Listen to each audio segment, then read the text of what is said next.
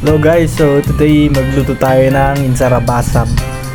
Own version ko to. So yun, prepare lang natin ng liempo, salt and pepper. Tamasin lang natin dyan bago natin ilagay sa grill.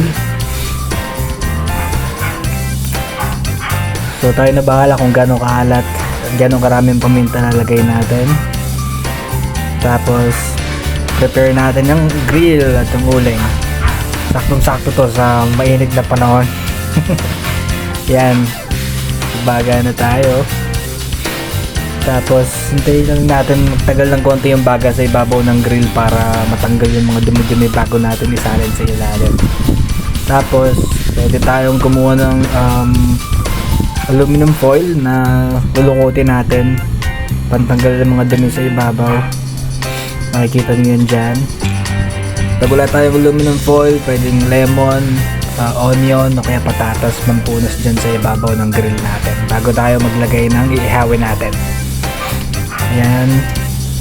Ayan na, kung makikita nyo ang bilis matanggal yan. Tapos yan, tatalsik pa yan yun. Ayan, tatalsik yan. Ayan na, tatalsik na nga. Lagay na natin yung liempo. Yan.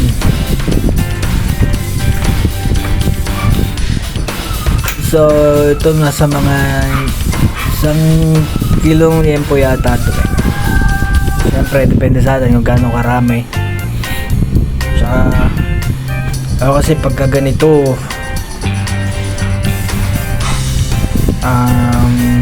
hindi masyadong lutong-luto yung ginagawa ko. Medyo juicy pa rin yung merong oil ng baboy. Ayan. Minsan mas okay din to pagka magba-barbecue ka, mag-iihaw ka ng liempo, hindi na masyadong marinated ng mga toyo tsaka ng kalamansi, ketchup at tsaka mga sukal.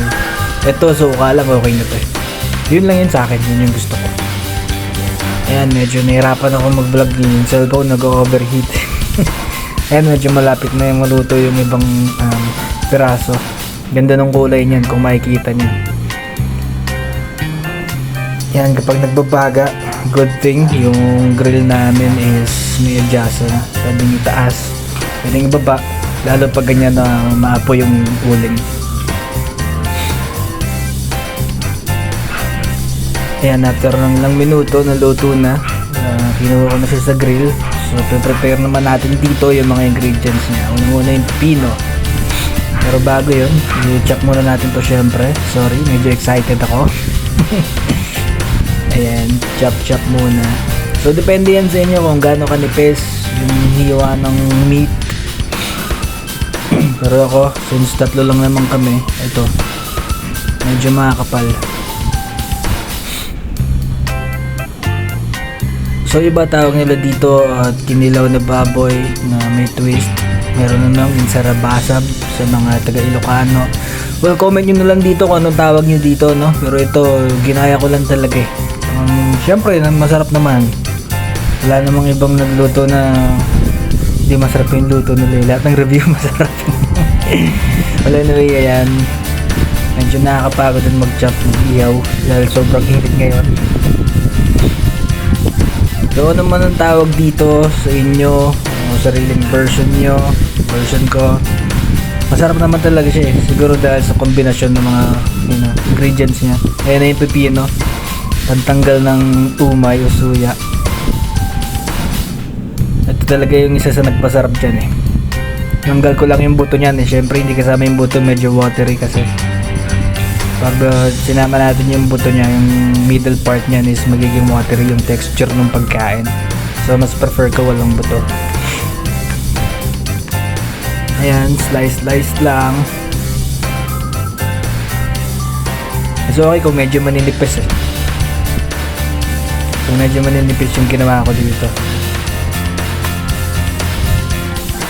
Medyo maraming, hindi pala marami. Sunday kasi, kaya wala masyadong ginagawa ngayon. Nakapag-upload kami o ako ng video.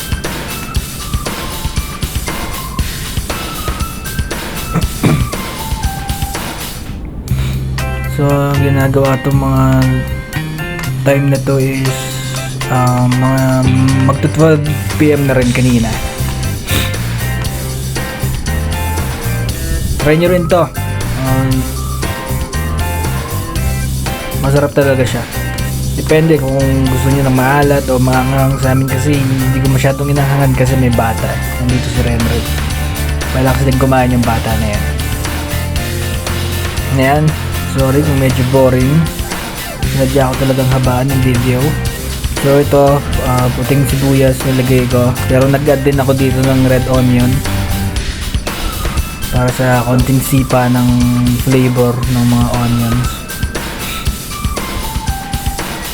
Ito kasi medyo matamis siya eh. Yung white onion, di ba? Ayan, kung makikita nyo, naka-mix na dyan yung pipino natin or cucumber. And then next, of course, tomato or kamatis. Tinanggal ko rin yung middle part niya. Siyempre, yung middle part, yung buto ng tomato is watery din. So, katulad ng sinabi ko kanina, ayoko ng masyadong watery na texture. And of course, makakasira sa timple. Tatabang pa. Saka parang mabilis masira eh. Ewan ko. Siguro lang. So, tingin ko lang. Ayan, tanggalin lang natin yung buto niya na medyo matubig. Then, slice lang natin ng ewan ko anong tawag sa slice na yan. Kung julienne ba? Kalimutan ko na eh.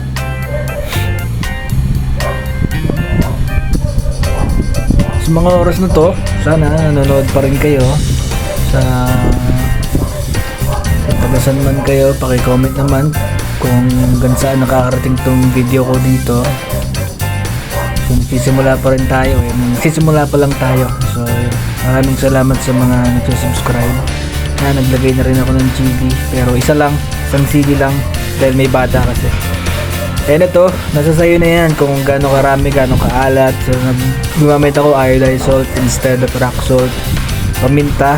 Gusto ko kasi maraming paminta rin. At saka pampalasa, konti pampalasa lang like Knorr Savour. Kasi pagka yung mga granule na pampalasa medyo may harap matunaw dito pag hinalo mo. So mas okay talaga pag yung liquid seasoning. Nasa sa inyo na yan kung anong liquid seasoning gusto nyong gamitin.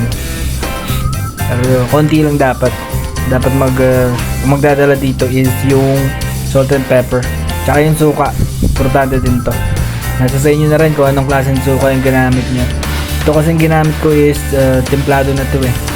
Binili namin sa bagong convenience store. Malapit dito sa amin. So ayan, haluin lang natin. Mas okay talaga to kung kamay gagamitin natin pang halo eh. Nakakita ko dun sa napanood ko, kamay yung ginagamit niya. Ayan, kaya medyo pabebe yung halo. Baka tumapon eh, sayang naman. So pagkatapos ng matinding haluan, magkakaroon kami ng konting taste review na rin ng aking baby boy. So ayan na, prepared na. Kakain na kami. Tikman muna natin. Siyempre, of course, masarap yan. Ayan sa rin, titikman niya yan. Yan.